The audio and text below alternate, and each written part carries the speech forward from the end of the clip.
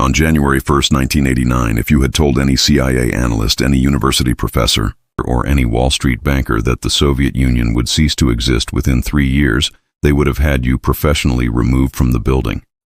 It was unthinkable. This was the evil empire, the other nuclear superpower, a monolithic entity that had defined global politics for 70 years. It was permanent, and yet, 1,089 days later, it was gone. This wasn't a military defeat. This wasn't a bloody revolution from below. The fall of the Soviet Union was the largest, most spectacular, and most misunderstood corporate bankruptcy in human history. Forget the stories you've heard about politics and freedom, just for a moment. This is not a tale of heroic democratic ideals toppling a dictatorship. This is a financial story. It's a story of a business model that was rotten to its core, a business that had been cooking its books for decades, and two men who, in trying to save the company, ended up in a hostile takeover that liquidated the entire enterprise. To understand the end of the 20th century, you have to understand that the USSR wasn't a country in the way we understand it. It was a holding company, and in the 1980s, it was bleeding cash, its infrastructure was crumbling, and its books were a fantasy. Today, we're not just going to tell you what happened. We're going to show you why. It was a mathematical, economic, and financial inevitability. This is the autopsy of an empire. And the man called in to be the new CEO, the one who was supposed to manage the turnaround, was Mikhail Gorbachev. When Gorbachev took power in 1985, he was different. He was 54, young by the standards of the gerontocracy he was replacing. He was energetic, he was charming, and he was the first Soviet leader in a generation who actually knew the books were a disaster. The system he inherited, the Brezhnev-era stagnation, was a zombie. Officially, the Soviet economy was the second largest in the world. In reality, it was a spectacular lie. The Central Planning Committee, Gosplan, would dictate that a factory must produce 10,000 shoes.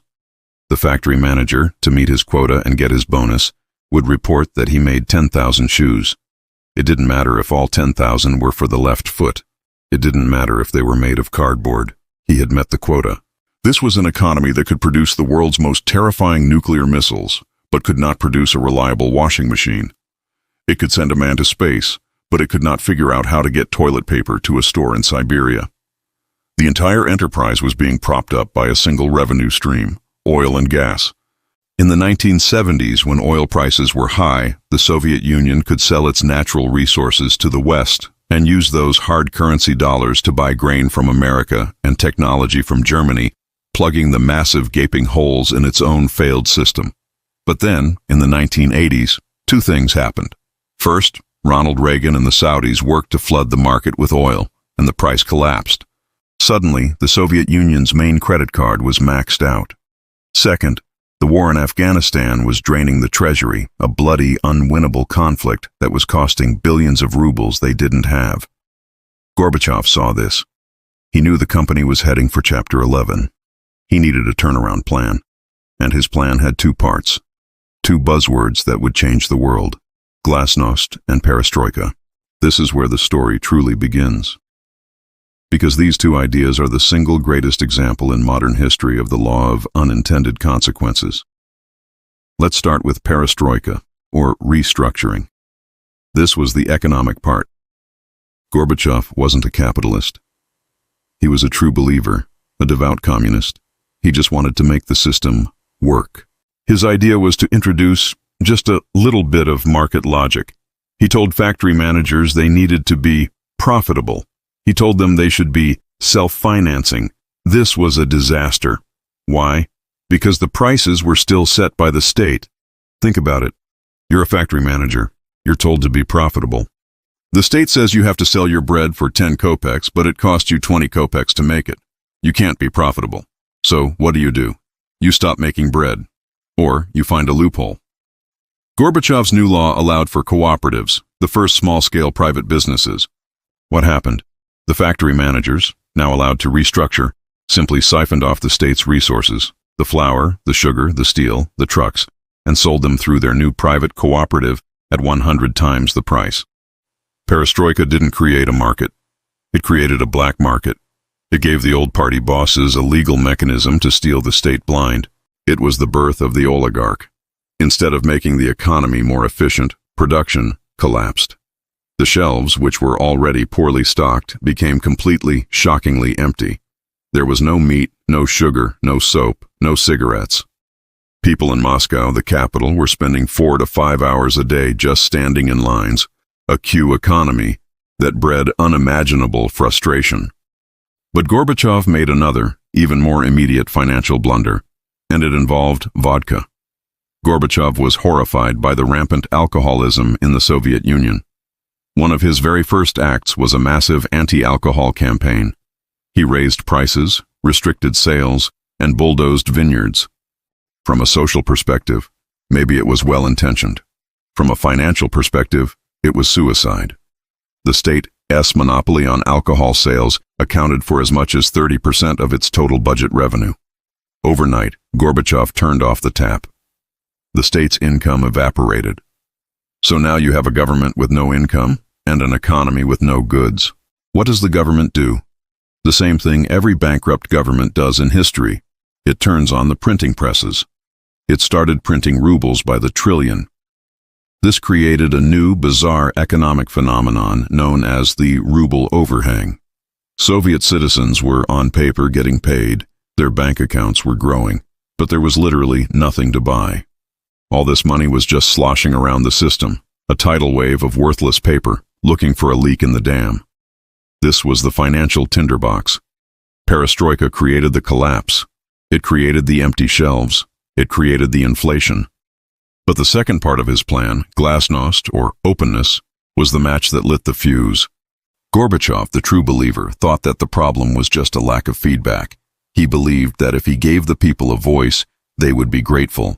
They would use that voice to point out corrupt local officials and help him improve socialism. He was catastrophically wrong. When he opened the valve, he didn't get constructive criticism. He got 70 years of pent-up rage. People didn't want to talk about fine-tuning socialism. They wanted to talk about the empty shelves. They wanted to talk about the ecological disasters, like Chernobyl, that the state had lied about. They wanted to talk about the fact that their sons were dying in Afghanistan for no reason. And most dangerous of all, they wanted to talk about history. For the first time, the people in the republics, Lithuania, Latvia, Estonia, Georgia, Ukraine, were allowed to talk about the fact that they hadn't joined the Soviet Union. They had been conquered by it. Stalin had annexed them, murdered their elites, and forced them into this empire. Glasnost didn't make them grateful. It gave them a language to demand a divorce. The first fire started in the Baltics. In 1989, 2 million people in Lithuania, Latvia, and Estonia formed a human chain, 420 miles long, called the Baltic Way. It was a peaceful, devastating protest demanding one thing: independence. Gorbachev was now trapped. He was the great reformer, the Nobel Peace Prize winner. His entire reputation was built on not being the monsters of the past. But if he let Lithuania go, the entire empire, the holding company, would fall apart. He tried an economic blockade. It failed. The Lithuanians didn't budge. Then, in January 1991, the hardliners in his government, the KGB and the military, lost patience. They sent in the tanks to seize the TV tower in Vilnius. 13 unarmed civilians were killed. This was the moment Gorbachev lost everything. He had blood on his hands. The reformer was now just another Soviet butcher. He tried to claim he didn't give the order, that he was sleeping. It didn't matter. He had lost his moral authority. And the financial crisis was now a full-blown political crisis. The assets of the corporation were walking out the door. But the most valuable asset, the one that truly mattered, wasn't Lithuania. It was Russia. And this is where our second character, the corporate raider, enters the story. Boris Yeltsin. If Gorbachev was the refined, intellectual CEO, Yeltsin was the hard-drinking, charismatic, populist factory foreman. He was a construction boss from the provinces, a man of the people who knew how to command a room. He had been part of Gorbachev's team, brought to Moscow to clean up corruption. But he was too loud, too ambitious, and too critical. He publicly attacked Gorbachev, not for going too far, but for not going far enough. He said perestroika was a sham. Gorbachev, in a moment of supreme arrogance, humiliated Yeltsin in a public party meeting and fired him. It was the single worst mistake of Gorbachev's life. By firing him, Gorbachev created a martyr. Yeltsin, cast out of the party, did something unthinkable. He appealed directly to the people. And as Gorbachev's popularity evaporated, as the people stood in line for bread, as their rubles became worthless, as their sons came home in coffins, Yeltsin's popularity exploded. He was the man telling the truth. Yeltsin saw the board. He saw that Gorbachev was trying to save a dying entity called the Soviet Union. And Yeltsin made the smartest political and financial calculation of his life. He decided to bet on a different company. He ran for a new office, President of the Russian Republic, the largest, richest, and most powerful part of the USSR. In June 1991, in the first truly democratic election in Russian history, he won a massive landslide. Now you had the most absurd, unsustainable situation in modern history. You had two presidents, Gorbachev and Yeltsin, sitting in the same city, Moscow. Gorbachev was the president of the Soviet Union, a federal structure that was now just a hollow shell. Yeltsin was the president of Russia, the part of the shell that contained 75% of the economy, 90% of the oil, and most of the army. What followed was a war of laws. It wasn't a war of ideology. It was a war over who gets the tax revenue. Gorbachev would issue a decree from the Kremlin. Yeltsin, sitting a mile away in the Russian White House, would issue a counter-decree, declaring that Soviet laws no longer applied on Russian territory. Yeltsin told the Russian regions to stop sending their tax money to Gorbachev's central government. He was, in effect, cutting off the oxygen. He was starving the beast. Gorbachev was now desperate. His company was bankrupt. His assets were in open rebellion. His chief rival was in the office next door, stealing his revenue. He tried one last time. He drafted a new Union treaty. It was a Hail Mary. It would dissolve the old, oppressive USSR and replace it with a new voluntary federation of sovereign states. It was a massive concession.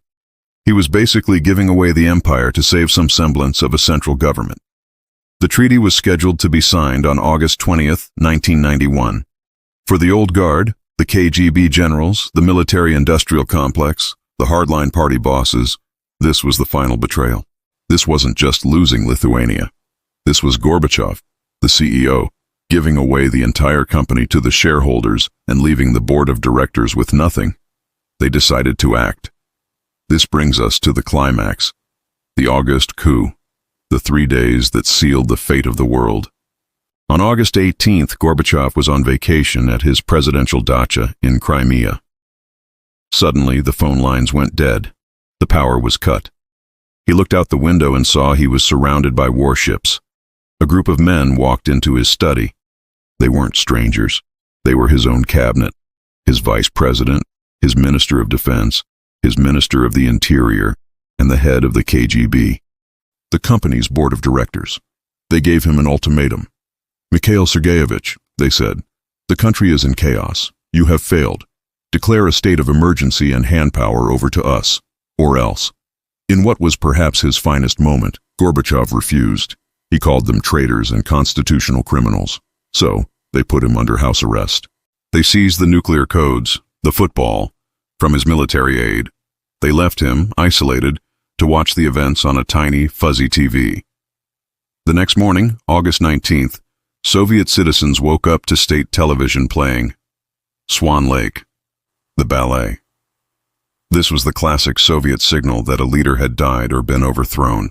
Then, an announcer came on, his hands shaking, to read a statement. Mikhail Gorbachev was ill.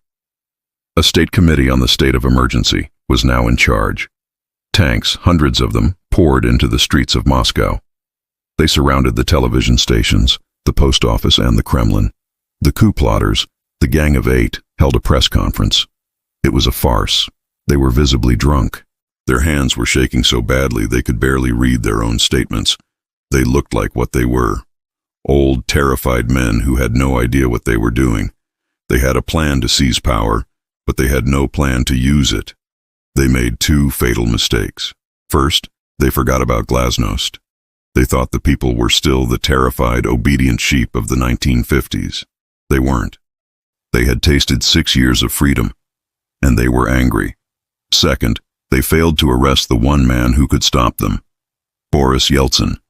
Yeltsin, barricaded in his own parliament building, the Russian White House, knew this was his moment. This was the final showdown. While the coup plotters fumbled, Yeltsin acted. He walked out of the building, surrounded by thousands of ordinary Muscovites who had come to protect him. He walked right up to one of the tanks that was supposed to arrest him, and, in the single most iconic image of the 20th century's end, he climbed on top of it. With a bullhorn, he denounced the coup as a criminal, unconstitutional act. He called on the soldiers in the tanks not to fire on their own people. He called on the nation to strike. This was not a political speech. It was a transfer of power. He wasn't asking for control. He was taking it. He was the one man who looked like a leader, while the supposed new leaders of the country were hiding in the Kremlin, drunk. The coup was over before it began. The soldiers, young recruits who had also lived through Glasnost, had no stomach for a civil war. They turned their turrets away from the White House. Elite tank divisions pledged their loyalty not to the coup, but to Yeltsin. After 72 hours, the coup collapsed. The plotters, in a pathetic panic, tried to fly to Crimea to beg Gorbachev for forgiveness. Gorbachev finally was freed. He flew back to Moscow, but the man who returned was a ghost. He stepped off the plane looking tired, confused, and utterly irrelevant. He had been saved, but he wasn't in charge. He had been rescued by his chief rival, and now he was, in effect, Yeltsin's prisoner. Gorbachev still didn't get it. He went back to the Kremlin and tried to talk about renewing socialism. He still believed he could save the Communist Party. Yeltsin knew this farce had to end. He orchestrated the final brutal humiliation. He summoned Gorbachev to the Russian parliament in front of the world's media. It was a show trial. Yeltsin, the new king, treated Gorbachev, the old one, with utter contempt. He shoved documents in Gorbachev's face, forcing him to read the transcripts of his own cabinet's betrayal. Then, while the cameras rolled, Yeltsin took out a pen. He signed a decree. He had just banned the entire Communist Party of the Soviet Union from the territory of Russia. He handed the pen to Gorbachev. The ultimate act of submission. The General Secretary of the Communist Party, forced to be an accessory to its execution. It was over. The coup, designed to save the USSR, was the event that killed it. It proved that the central government had no power, no legitimacy, and no control. It was a paper tiger. The last pillar of the holding company had crumbled. In the days that followed, the divorce proceedings were swift. One by one, the republics, Ukraine, Belarus, Georgia, declared full independence. There was no one to stop them. Gorbachev was now the president of a country that, on paper, no longer existed. He was a CEO with no employees, no assets, and no revenue. The final act was not a glorious battle. It was a quiet meeting in a hunting lodge. On December 8, 1991, Boris Yeltsin met secretly with the leaders of Ukraine and Belarus in the Belovezh forest. Without consulting Gorbachev, without a referendum, the three men sat down, had a few drinks, and liquidated the company. They signed a simple one-page document, the Belovezh Accords. It stated in cold legal language that the Union of Soviet Socialist Sovereigns, as a subject of international law and a geopolitical reality, ceases its existence. Just like that. A pen stroke, an empire was dissolved. The legend says they called U.S. President George Bush to tell him the news before they called Mikhail Gorbachev. Gorbachev, back in the Kremlin, was a man without a country. He was furious but powerless. On December 25, 1991, Christmas Day, Mikhail Gorbachev went on national television for the last time. He read his resignation speech. He handed over the nuclear codes to, of all people, Boris Yeltsin. That night, at 7:32 p.m., the red Soviet flag with its hammer and sickle was lowered from the Kremlin flagpole for the last time. A few moments later, the tricolor flag of the new Russian Federation was raised in its place. The Cold War was over. The world's bipolar power structure was gone. And it all happened because a 70-year-old company went bankrupt. The fall of the USSR is the single greatest economic lesson of our lifetime. It proves that no amount of military power, no amount of ideological control, no amount of propaganda can save a system that is financially and economically broken. Gorbachev's tragedy was that he, the true believer, was the one who exposed the lie. He opened the books, and the company was hollow. Yeltsin's triumph was that he, the pragmatist, was the one who knew how to pick up the most valuable assets from the wreckage. This event wasn't just history. It was a warning. A warning that any system, no matter how powerful it seems, is only as strong as its balance sheet. Ideology can't fill empty shelves, and printing presses can't create value. Economic gravity is undefeated. What do you think is the biggest economic lie that our own systems are built on today? A lie that seems permanent, but might be far more fragile than we think? Let me know your thoughts in the comments below. And if you want to keep digging into the real forces, the money and power that shape our world, make sure you are subscribed. Because the biggest stories are never the ones they tell you on the news. They're the ones hidden in the budget.